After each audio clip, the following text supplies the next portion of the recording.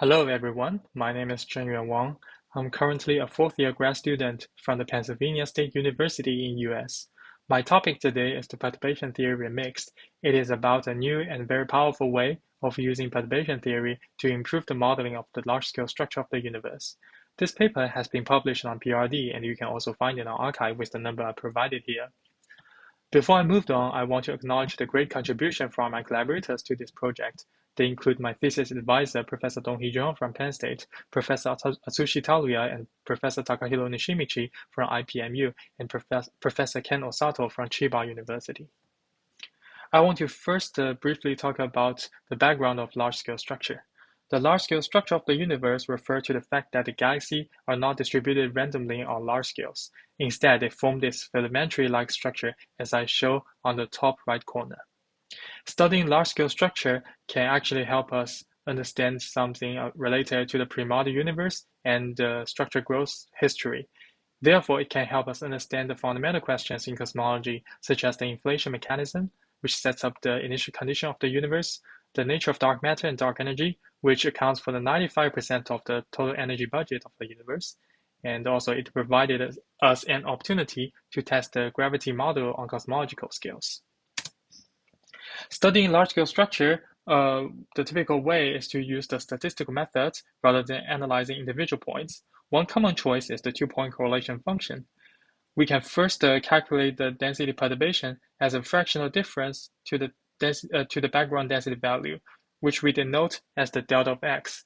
Then the two-point correlation function is the product between a pair of density perturbation with distance r. The two-point correlation function are denoted as the c of r, which can tell you how different the underlying density field is from a totally random distribution. Or you can measure the Fourier transformation of two-point correlation function we call the power spectrum, denoted as P of k. Here, delta of k is the Fourier transformation of delta of x, we call density mode. And the k is the wave vector, small k means large scale, large k means small scale. V is the survey volume, and the subscript k means the spherical average in Fourier space. There are two ways to model the power spectrum. Unbody simulations and the cosmological perturbation theory. Unbody simulation numerically solves the equation of motion of dark matter particles and the gravity, and it can provide us very accurate results, but requires very significant computational resources. Perturbation theory, on the other hand, is a purely analytical method.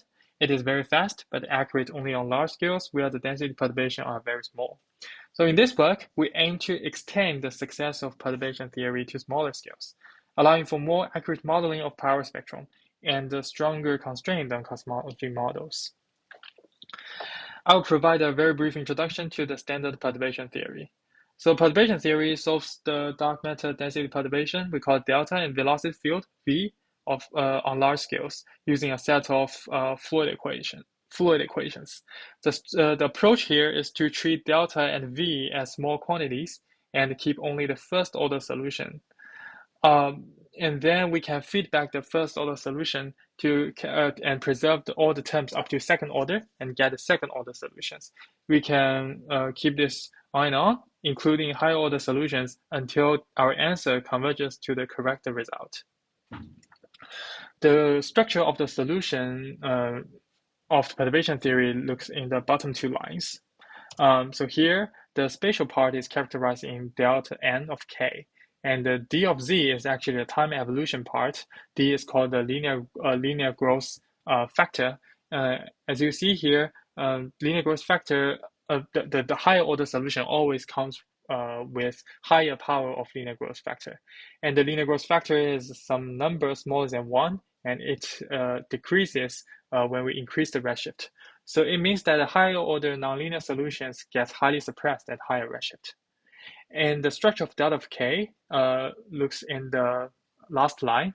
Here, it means that the solution is a very complicated convolution between n first order density modes. And the coupling kernel here, we call it Fn, will become very complicated if we go to the third order, fourth order, and higher order. So to calculate the power spectrum, the most standard and consistent way is follow the order by order calculation of power spectrum. We also refer to as SPT power spectrum. So starting from the lowest order, which involves the autocorrelation between the two delta one, that's P11, we also call the linear power spectrum.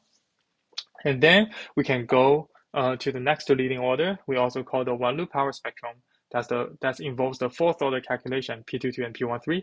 We can even go to a sixth order calculation, that's the two loop power spectrum.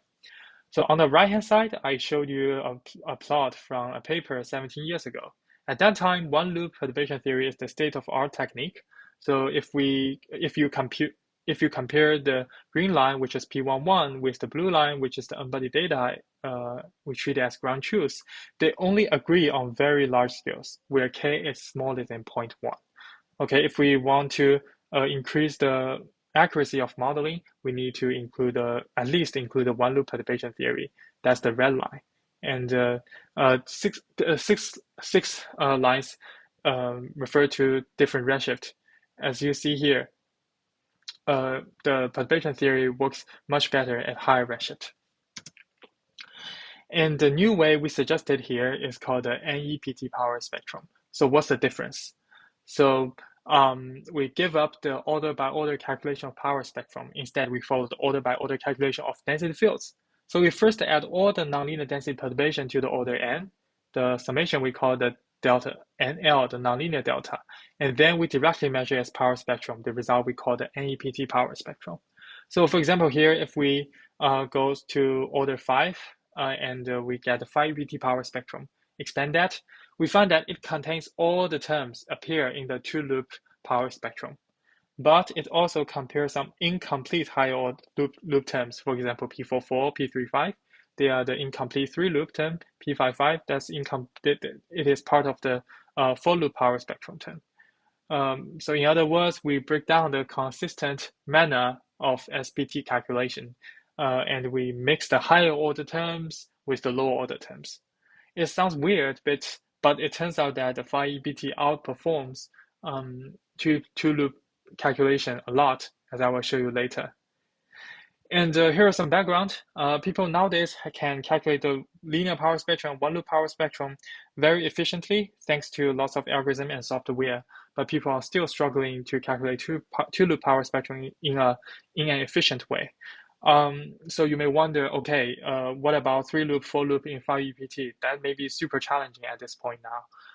So that's why I will introduce this very innovative and powerful way to calculate those higher order power spectrum we call the grid-based calculation technique. So if we solve the fluid equations perturbatively, we'll get this following recursion relation. On the left-hand side, that's the higher order solution, delta n, and theta. Theta is the velocity divergence. Okay, and on the right-hand side, all those terms can be written or calculated from the lower order density perturbation or velocity, along with some nabla and partial derivative operators. Those operators may sound very challenging. In configuration space, but they are just as simple as image number times wave vector in Fourier space. That suggests if you first sample the first order linear Gaussian field on grids, then you use the fast Fourier transformation to implement those nabla operators, partial derivative operators. Then you can do the recursion relation calculation and get the second order solution on grids. Then you feed first and second order back. You can get a third order, fourth order, fifth order to arbitrarily higher order you want. As an example here, I use the initial condition to calculate to run GridSPT and the unbodied simulation. And as you see here, if I increase the order from 1 to 5, the morphology will get closer and closer to the unbodied results, which is the ground truth.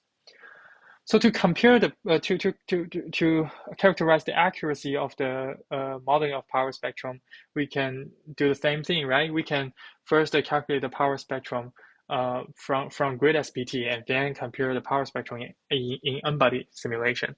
And on GridSPT side, one biggest advantage is that we can directly measure those higher order loop power spectrum without touching any complicated loop integrals. and we can either calculate it in SPT way or nEPT way. And since we are starting from the same initial condition, so this is a very good apple-to-apple comparison. And by the way, GridSPT is very fast. Getting the data in this plot, I only need 90 seconds on my laptop without any parallelization algorithm. So that's very fast and powerful. Before I'm going to show you some results, I will just talk about the setting of this plot. On the x direction is the wave vector k, and the 6 panels are account for 6 redshift from 0 to 5. And on left-hand side, 3 low redshift, k is from 0 to 0.3. On the right-hand side, high redshift panels, I extend the k to 0.8. The y direction is the ratio between the theoretical modeling and the unbodied results. And to facilitate the comparison, I highlight the 1%, 2% region with yellow band and purple band.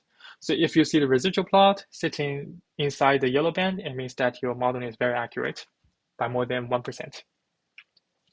I'm going to show you 3 groups of lines. The first group of lines is the SPT power spectrum. Green is the one loop. You see that it is always larger than the true result. And starting from redshift 0.5, 2-loop correction can drag it back a little bit, right, to the correct answer. But starting from redshift 3 and 5, you will see that, okay, the 2-loop start to exceed the 1-loop again. So it means that the convergence in the SPT power spectrum is not so good. And the second group of line, the nEPT power spectrum, which we propose in our paper, they are plotted in thick, colorful line, and different color refers to different highest order in density field we use in nEPT calculation. So the biggest feature here, first feature here is that at high K, the nEPT power spectrum will diverge. That's true. But before it diverges, we see that it already outperforms the 2-loop power spectrum starting from redshift 1. Especially, for example, for redshift 3, 2-loop power spectrum can be accurate up to 0.3, but for the 5-EPT power spectrum, it can be accurate up to 0.5. So it means that the number of Fourier modes we can interpret accurately increased by a factor of 4. That's a huge improvement.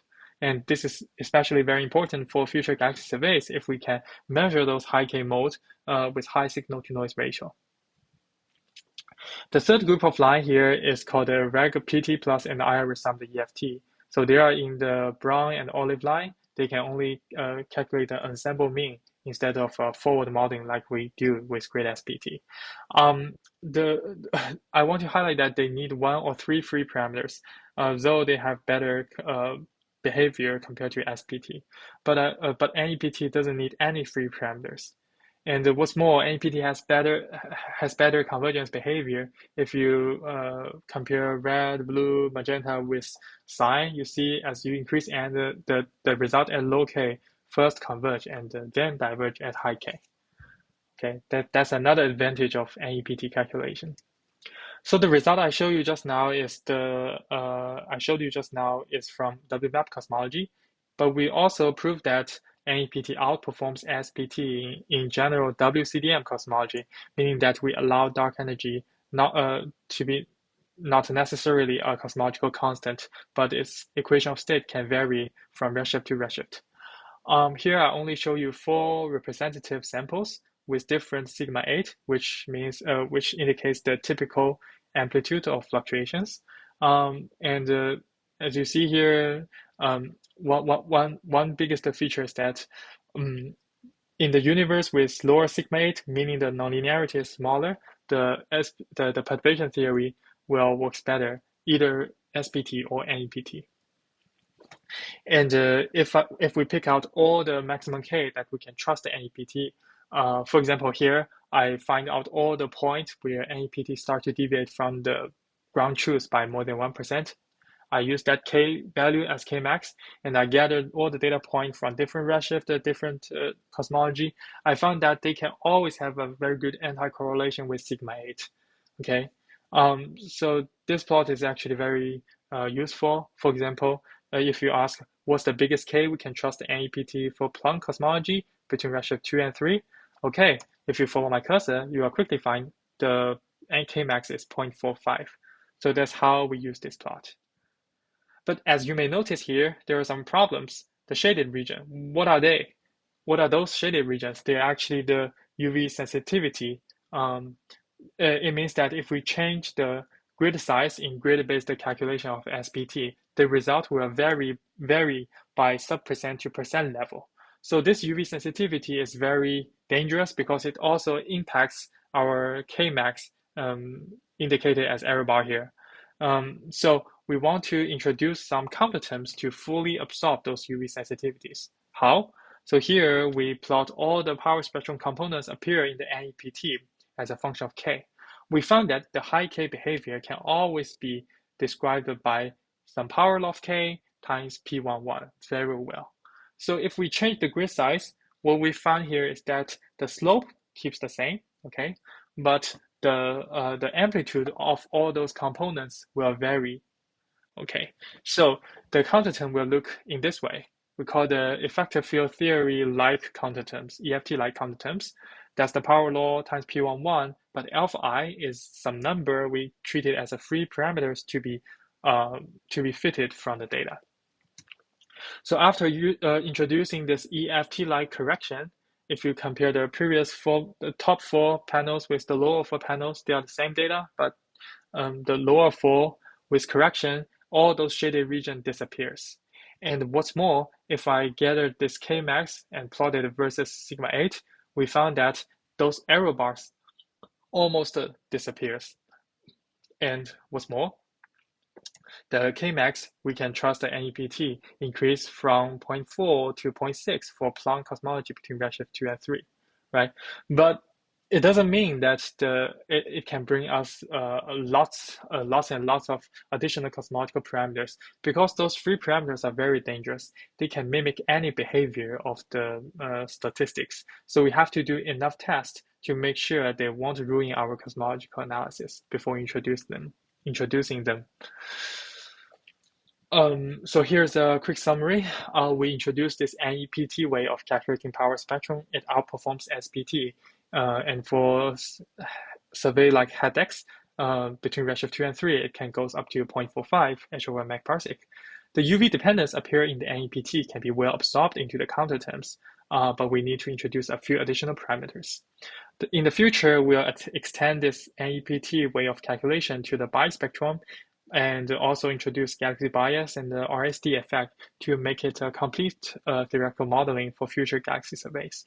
Thanks for your attention.